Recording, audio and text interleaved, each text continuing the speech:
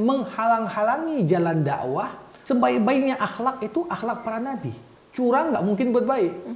Kami malaikat, dan malaikat tidak makan dan minum.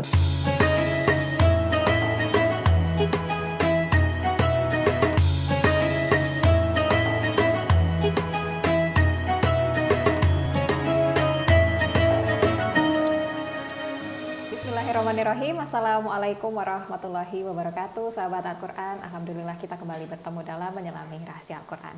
Sahabat Al-Quran, di episode kali ini kita akan membahas mengenai surah Az-Zariyat, dan seperti biasa yang akan membimbing kita untuk belajar lebih jauh mengenai makna yang terkandung di dalam Al-Quran adalah Ustadz Zamakhsyari Hasbullah Taib. Assalamualaikum warahmatullahi wabarakatuh, Ustadz. Waalaikumsalam warahmatullahi wabarakatuh. Baik, ini langsung saja untuk surah Az-Zariyat ya Ustadz ya, kalau Widya perhatikan artinya adalah angin yang menerbangkan begitu. Nah, tapi kita langsung saja ke poinnya begitu, sahabat Al-Quran. Yang pertama adalah mengenai sifat malaikat. Ini mungkin kita banyak yang belum tahu ya Ustadz ya. Apa saja sih sebenarnya sifat-sifat malaikat itu Ustadz?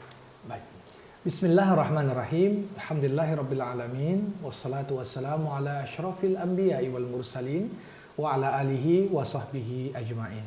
Saudari Widya dan seluruh pemirsa, surah Az-Zariyat sesuai dengan namanya. Az-Zariyat artinya yang menerbangkan. Yang menerbangkan. Nah, tentunya yang menerbangkan itu sifat. Tapi apa yang menjadi subjek dari sifat tersebut? Ini yang kemudian menjadi pembahasan di kalangan para ulama. Ada yang mengatakan menerbangkan ini sifat dari angin. Ada yang mengatakan menerbangkan ini sifat dari malaikat.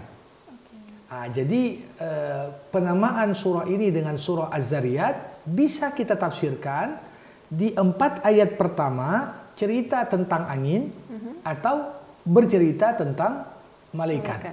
Nah, tapi tentunya kalau kita melihat secara umum penafsiran kata Zariyat dengan malaikat ini lebih mendekati kepada pesan yang ingin disampaikan. Kenapa? Karena pertama memang bercerita tentang sifat menerbangkan, kemudian membawa sesuatu, ya seperti sifat angin juga. Kemudian yang menggiring kapal-kapal di lautan untuk sampai kepada tujuan yang ingin dituju. Tetapi begitu masuk kepada kata-kata fal muqassimati amra, ini artinya adalah yang membagi bagian dari setiap urusan. Nah, salah satu sifat malaikat itu adalah malaikat itu diberikan kewenangan dan amanah oleh Allah Subhanahu wa taala untuk membagi rezeki di antara sesama umat manusia. Dan kita tahu surah Az-Zariyat ini di kalangan para ulama disebut juga dengan nama surah rezeki. Jadi nama lain dari surah Az-Zariyat adalah surah rezeki. Kenapa? Karena di dalamnya juga banyak bercerita tentang kenikmatan dan bentuk-bentuk rezeki yang Allah Subhanahu wa taala berikan pada manusia. Nah, untuk itu baik kita artikan kata Zariyat dengan angin ataupun dengan malaikat, yang menjadi concern utama adalah bahwasanya surah ini membahas tentang rezeki. Setiap makhluk itu telah ditetapkan oleh Allah Subhanahu wa taala. Jadi dalam salah satu ayat dikatakan wa ma min dabbatin illa 'alallahi rizquha. Tidak ada satupun makhluk yang melata kecuali Allah sudah tetapkan rezekinya. Kalau kita menggali tanah, nampak di situ ada cacing yang begitu tinggal di dalam ya perut bumi. Begitu juga semut. Tapi tidak ada satupun makhluk hidup yang kemudian tak mendapatkan rezekinya. Rezeki bukan hanya sekedar diartikan dengan harta ataupun uang, tapi rezeki dalam makna yang jauh lebih luas. Oke, baik. Insyaallah. Kadang kita suka salah paham begitu ya. Betul, rezeki betul. selalu kita kaitkan dengan uang begitu dan materi lainnya. Ya. Oke, dijelaskan juga di sini Ustadz mengenai kecelakaan bagi orang-orang yang curang. Nah, Ya. kecelakaan yang dimaksud ini gimana ya Ustadz? Di sini tentunya sebagian manusia karena motivasinya untuk mendapatkan mungkin rezeki yang lebih banyak atau untuk mendapatkan apa yang bukan menjadi haknya, ya melakukan tindakan-tindakan yang tidak sejalan dengan tuntunan agama. Di sini Allah Subhanahu wa taala mengatakan kutilal kharrasun. Celakalah orang-orang yang melakukan perbuatan curang. curang di sini bukan hanya berdimensi dunia, tapi curang dalam pengertian mereka mencoba untuk menutupi kebenaran yang Allah sampaikan lewat Nabi Muhammad SAW. Ketika mereka tidak mau beriman dan kemudian melakukan berbagai bentuk provokasi dan tindakan aktif menghalang-halangi orang untuk mendapatkan rezekinya dari hidayah yang Allah berikan, itu yang disebut dengan orang-orang yang curang. Nah, jadi di sini kalau kita melihat mereka itulah nanti orang-orang yang curang dalam pengertian menghalang-halangi jalan dakwah. Mereka termasuk di antara kelompok yang mendapatkan siksa paling berat nanti pada hari kiamat kelak. Untuk balasan dan juga sifat orang yang bertakwa. Kalau tadi kita berbicara mengenai kecelakaan bagi orang-orang yang curang begitu ya. Kalau balasan dan sifat ini untuk orang bertakwa ini bagaimana? Ya. Kebiasaan Al-Qur'an memang ketika berbicara tentang kelompok yang menjadi penghuni neraka selalu dibarengi dengan bercerita tentang penduduk surga. Kalau bercerita tentang orang yang bertakwa, pasti sebelum atau setelahnya bercerita tentang orang-orang yang kafir atau orang-orang yang celaka. Nah, di sini tujuannya kenapa? Karena ketika kita bisa membandingkan dua sifat yang sangat kontras antara orang-orang yang curang dengan orang-orang yang bertakwa, di sini kita akan bisa membedakan antara yang baik dan buruk, hak dan batil itu dua hal yang nggak mungkin bercampur. Seperti air dengan minyak istilahnya. Dari sisi prinsip, dari sisi pegangan hidup, dari sisi tujuan hidup, antara orang-orang yang beriman, bertakwa dengan orang-orang yang kafir dan celaka, ini nggak mungkin bisa bersatu. Maka di sini Allah katakan, orang-orang yang bertakwa itu nanti ditempatkan di surga yang di dalamnya begitu banyak ada mata air. Mereka akan memperoleh segala yang Allah berikan kepada mereka. Kenapa? Kanu qabla dzalika muhsinin.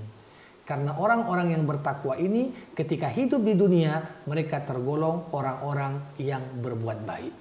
Jadi berbuat baik ini lawan dari kecurangan. Curang nggak mungkin buat baik. Berbuat baik selalu dilakukan dengan cara-cara yang baik. Islam tidak mengenal prinsip Robin Hood dalam berbuat baik.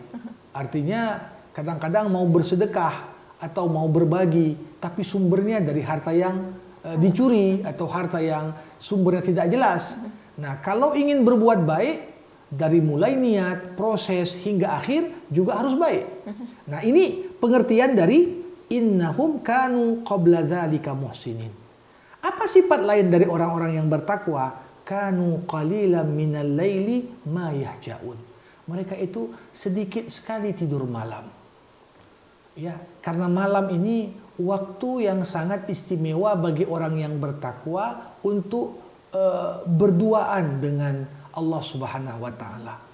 Jadi kalau malam itu dimulai dari terbenamnya matahari hingga menjelang terbitnya fajar, maka sepertiga malam terakhir itu waktu yang paling istimewa.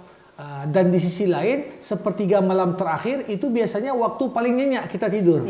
Ya, artinya untuk meninggalkan tidur di momen seperti itu perlu pengorbanan yang cukup luar biasa besar. Nah, disinilah digambarkan orang-orang yang bertakwa itu rela tidak menikmati puncak kenikmatan tidur demi mendapatkan kenikmatan lain. Itulah kenikmatan berdua bersama Allah.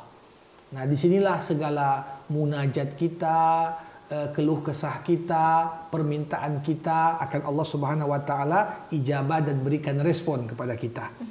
Wabil ashari hum yastaghfirun. Di waktu petang mereka juga banyak beristighfar. Banyak minta ampun kepada Allah Subhanahu wa taala. Nah, apa sifat lain? Wa fi amwalihim haqqun lis-sa'ili wal mahrum.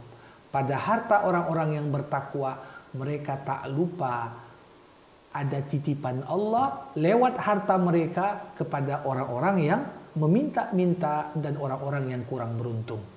Dengan kata lain, sebenarnya ketika orang kaya itu bersedekah, dia bukan mengeluarkan dari hartanya, dia hanya menyalurkan apa yang Allah titipkan pada hartanya dari hak-hak orang yang membutuhkannya.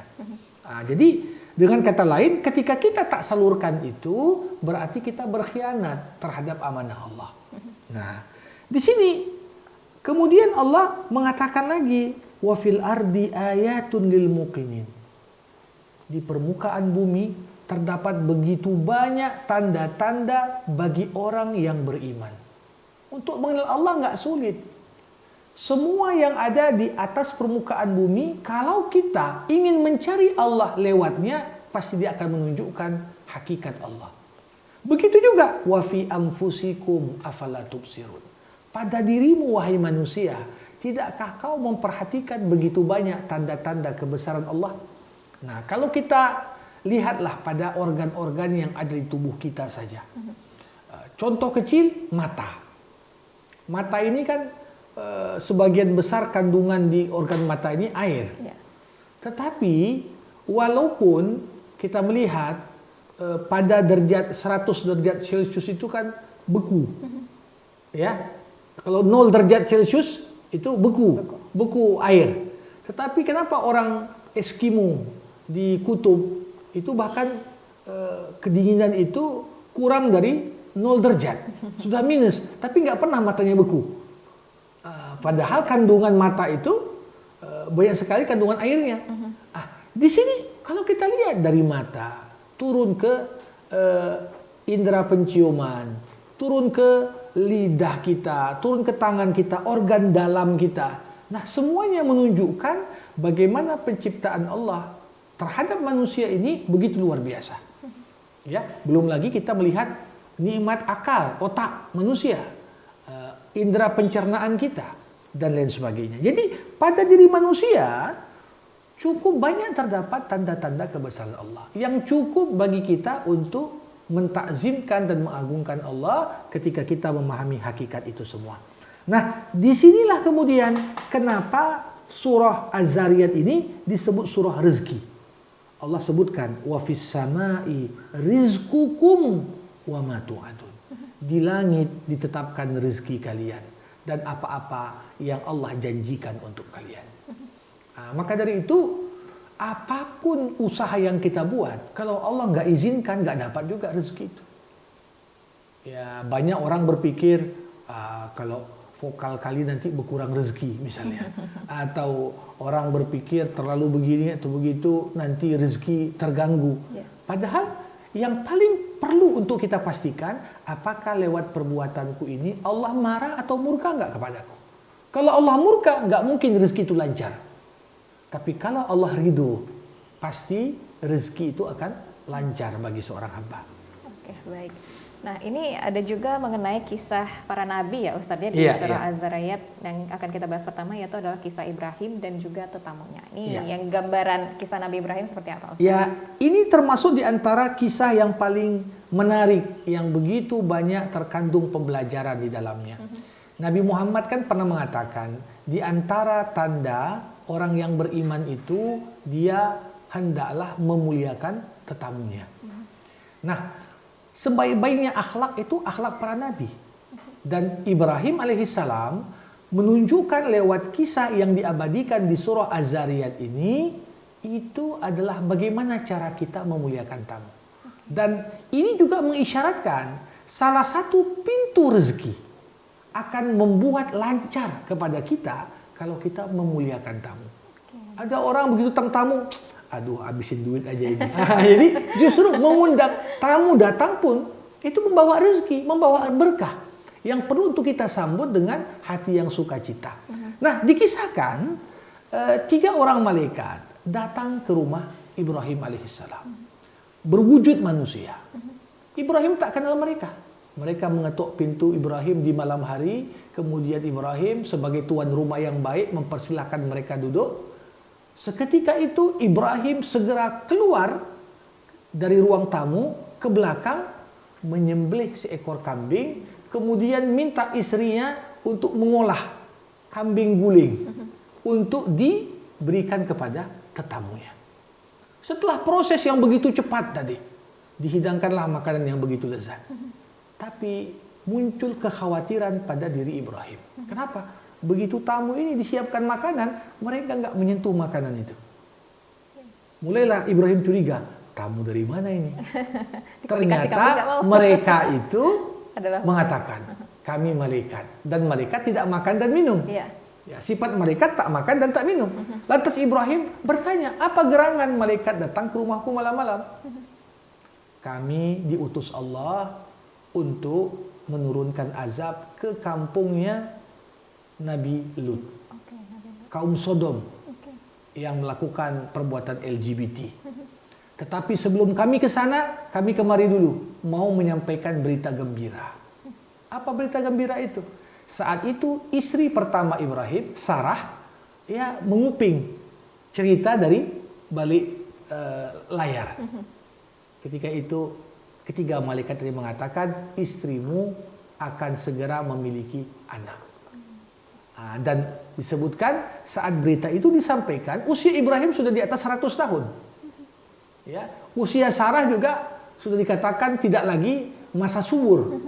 Ya, tapi kemudian Sarah yang mendengar dan menguping cerita itu, dia lantas menupuk mukanya. Seperti terkejut dan tidak bisa menerima kebenaran berita itu. Ajuzun akim, aku sudah tua, aku sudah mandul, apa masih mungkin aku punya anak? Nah, kemudian disinilah malaikat itu menyampaikan bahwasanya tidak ada yang mustahil bagi Allah. Nah, jadi kalau kita melihat di sini keterkaitan antara kisah ini dengan bagaimana menjamu tamu, bagaimana tamu itu membawa rezeki. Rezeki tadi termasuklah kabar gembira. Rezeki tadi termasuklah orang-orang yang bermaksiat diazab Allah. Itu termasuk rezeki. Nah, di sini yang perlu untuk kita pahami bahwasanya apa? Makanya tidak ada para ulama, Imam Hasan Basri pernah mengatakan tidak ada berlebihan dalam menjamu tamu. Kadang-kadang kita menyiapkan sesuatu yang wah untuk tamu kita. Ini bagian dari tanda ketakwaan dan kedermawanan. Nah, coba bayangkan di malam hari langsung disembelih, langsung disiapkan kambing guling. Ya, siapa tuan rumah yang lebih memuliakan tamunya dari Ibrahim? Ya, apalagi begitu disajikan tidak disentuh lagi makanan itu. Nah, coba bayangkan. Tapi kisah ini cukup untuk menjadi inspirasi bagi kita. Bahwasanya kita perlu memuliakan tetamu kita, apalagi di momen kadang-kadang halal bihalal, ya open house sana sini. Ini perlu untuk kita budayakan, kita muliakan tetamu yang ada. Oke, baik, menjadi pelajaran begitu ya Ustaz, untuk kita jangan ketika datang tamu wajahnya langsung murem begitu. Aduh gitu. Oke, ini untuk kisah selanjutnya adalah kisah kaum Ad, Ustaz. Nah, kalau kisah kaum Ad gambarannya bagaimana? Ya, kaum Ad ini kan kaumnya Nabi Hud alaihissalam. Kaum Ad termasuk di antara kelompok manusia yang diciptakan Allah dengan kekuatan yang paling dahsyat. Tidak pernah ada satupun manusia yang lebih kuat secara fisik dibandingkan kaum Ad. Tapi digambarkan di kisah ini bagaimana mereka akhirnya pun dihancurkan Allah. Bahkan dihancurkan Allah dengan angin yang begitu kuat yang membuat mereka itu tumbang semuanya. Bangunan-bangunan yang begitu besar dan kokoh seketika runtuh, ya. Dan ini untuk menunjukkan bahwasanya apa? Ya, kemaksiatan adalah penghalang bertahannya rezeki. Ini dia. Ini kesimpulan yang bisa kita ambil. Kalau ingin rezeki itu lancar, jaga dirimu jangan bermaksiat. Begitu bermaksiat, pasti rezeki tidak akan bertahan lama. Nah, termasuklah digambarkan juga pada kisah Nabi Nuh alaihissalam. Ya, bagaimana digambarkan juga Nabi Nuh ini kan berdakwah cukup lama, tapi kaumnya mempersekutukan Allah, yang pada akhirnya apa? Kaum Nuh ini juga diazab Allah dengan banjir yang besar. Ya, maka dari itu Allah mengatakan, "Fafirru ilallah." Larilah kau menuju Allah. Nah, ayat ini cukup menarik sekali kalau kita renungkan. Biasanya sikap manusia kalau takut pada sesuatu, kita akan berlari menjauh dari sesuatu itu. Kalau nampak di depan ada ular, kita akan lari menjauh dari ular. Kalau nampak di depan ada harimau mau menerkam, pasti kita berlari menjauh dari harimau. Tapi walaupun kita diminta untuk takut kepada Allah, tapi sikap kita yang paling baik, larilah dari murka Allah dengan cara berlari mendekat kepada Allah. Kita takut dari murka Allah, tapi jangan gara-gara takut sama murka Allah kita menjauh dari Allah. Tidak. Justru harus lebih dekat kepada Allah. Larilah dari murka Allah dengan mendekat kepada Allah. Jadi mendekat kepada Allah sebesar-besarnya rezeki. Ya, kebanyakan orang menganggap rezeki yang paling besar uang, kan begitu, kesehatan. Tapi sebenarnya ada yang sakit, justru dia menikmati sakitnya. Kenapa? Gara-gara sakit dia dekat sama Allah. Ada yang justru karena miskin dekat sama Allah. Dia merasa dekatku dengan Allah itulah rezeki yang paling diharapkannya. Jadi di sini yang perlu untuk kita pahami, fafirru ilallah, berlarilah kau menuju Allah. Oke, jadi ketika ada masalah kita bukannya malah mengeluh ya Ustadz, tapi harus lebih dekat kepada Allah. Dan untuk bisa mendekatkan diri kepada Allah di masa-masa sulit itu terkadang susah begitu ya Ustadz ya. Makanya saya selalu katakan begini, kalau kita ditimpa musibah, tapi musibah itu justru membuat kita makin dekat kepada Allah, maka hakikatnya itu bukan musibah. Ada orang kehilangan orang tercinta, gara-gara kehilangan orang tercinta itu makin rajin sholat tahajud, makin rajin baca Quran. Itu bukan musibah. Itu cara Allah mengundang kita lebih dekat kepadanya. Musibah itu apa? Ketika dapat ujian, kita makin jauh dari Allah. Itulah musibah sebenarnya. Maka kalau ada problem, masih terpikir dan tergerak kita untuk berdoa, tanda kita berlari menuju Allah. Tapi ketika ada masalah, doa hal terakhir yang kita pikirkan, berarti kita menjauh dari Allah. Oke. Baik, jadi bentuk undangan istilahnya dari Allah itu Betul. ada banyak begitu Betul. ya Ustadz ya. Oke. Betul. Nah ini poin selanjutnya adalah mengenai tuntutan Allah kepada hambanya. Nah tuntutan apa saja nih Ustadz? Yang perlu kita tahu juga nih tentunya. Ya di sini kalau kita melihat di penutup surah Az-Zariyat, Allah mengatakan kepada Nabi, wadzakir, berikan peringatan. Kita ini disuruh untuk saling menasihati. Inti beragama saling mengingatkan, saling menasihati. Kenapa? Fa inna dzikra tanfa'ul mu'minin. Orang-orang beriman selalu bisa memetik manfaat dari peringatan yang diberikan. Nah, di sini Allah katakan, "Wa ma khalaqtul jinna wal insa liya'budun." Banyak orang kadang-kadang dengan alasan cari rezeki meninggalkan sholat. Dengan alasan cari rezeki nggak puasa. Dengan alasan cari rezeki udah wajib haji, tak berangkat haji. Dengan alasan cari rezeki. Allah katakan di sini, aku ciptakan kalian, jin dan manusia, untuk menyembahku, bukan untuk cari rezeki. Kata Allah, wa ma uridu minhum min rizkin wa ma uridu ayud'imun. Aku nggak pernah minta kepada mereka kasih rezeki untukku, kata Allah. Atau kasih makan aku, kata Allah.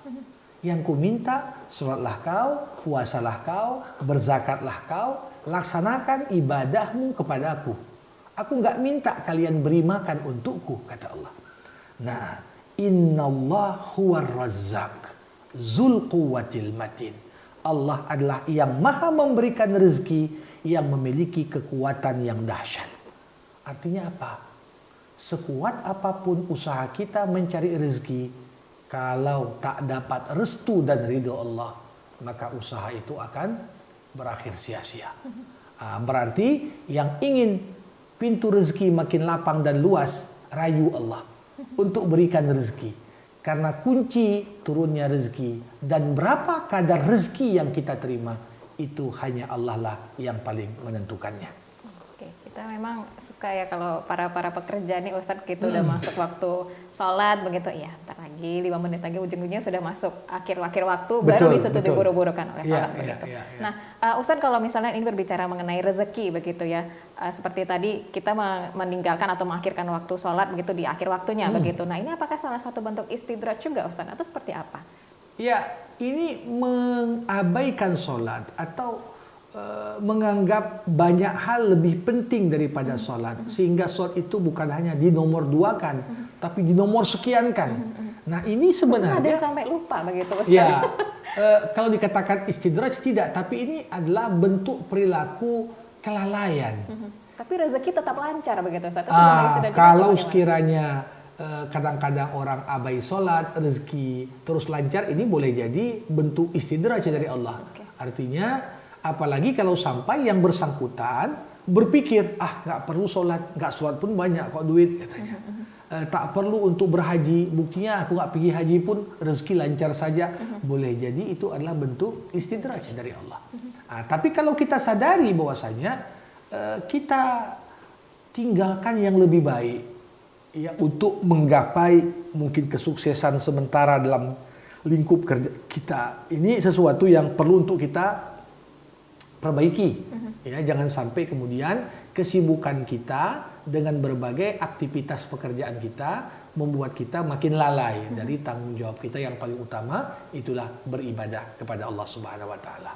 Oke, ini lalai ini bisa terjadi karena kita tidak membiasakan diri atau ini memang karena sudah terlalu jauh begitu, Ustaz, dari Allah? Lalai itu bisa terjadi, salah satu sebabnya adalah salah dalam menetapkan skala prioritas. Ya. Artinya, agama kan mengajarkan pada kita, kejarlah akhirat, dunia kau raih. Tapi kadang-kadang ada sebagian orang mengatakan, ya udahlah kejar dunia saja. Tapi akhirnya apa?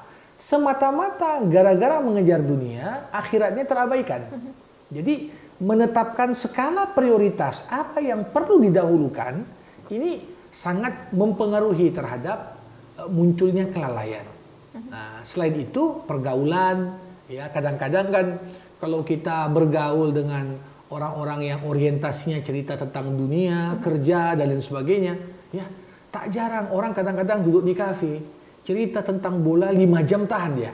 Tapi begitu cerita tentang sholat, tentang kematian, 5 menit udah menguap dia. Artinya dia ingin segera, ya kalau bisa nggak usah lanjut lah cerita seperti itu.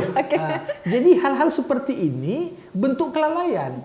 Ketika kita menganggap hal-hal yang lebih banyak mungkin aspek pembahasan itu dengan dimensi akhirat, kita justru merasa tidak nyaman ketika membicarakan tentang hal-hal tersebut. Padahal ini kalau ditimbang, efek dan dampaknya terhadap kualitas hidup kita jauh lebih besar. Orang yang bahagia, orang yang setiap detik memikirkan momen dia akan meninggalkan dunia. Di situ kita akan mempersiapkan, ya, seperti mahasiswa. Kalau mahasiswa yang mungkin akan dapat nilai A itu siapa? Yang begitu masuk dari pertemuan pertama sudah terpikir UAS. Sehingga dia tak pingin saat UAS tak bisa jawab. Sehingga dia mencatat semua apa yang dianggap penting untuk dicatat. Tapi yang memilih untuk bersantai di awal, ini biasanya capek di akhir. Ya, jadi itu ingat yang masa terjadi. kuliah kalau gitu. Ya. Jadi yang memilih untuk santai di awal, udahlah nggak perlu dicatat. Akhirnya apa? Saat momen UAS sibuk cari catatan kawan. Begitu juga hal seperti ini. Ya, orang yang mengabaikan sholat, mengabaikan puasa, nanti di akhir hayat baru sibuk mengkodus sholat macam mana katanya. Makanya banyak pertanyaan orang, rata-rata sholat mengkodus sholat macam mana. Karena dia lalai dulu di awal kehidupannya. Itu bentuk kelalaian kita. Mudah-mudahan kita bukan termasuk dari orang-orang yang mudah berlalai gitu ya Ustaz, dalam beribadah begitu kepada Allah Subhanahu wa taala. Oke, untuk surat Az-Zariyat sudah selesai ya, sahabat Al-Qur'an, kita bahas banyak sekali nih poin-poin dan pelajaran yang bisa kita petik tentunya ya. Dan seperti biasa, diajak sahabat Al-Qur'an untuk memberikan like, komen, dan subscribe ke YouTube channel kita. Insya Allah kita akan kembali lagi di episode selanjutnya membahas surah yang lain. Wabillahi taufiq wal hidayah. Assalamualaikum warahmatullahi wabarakatuh.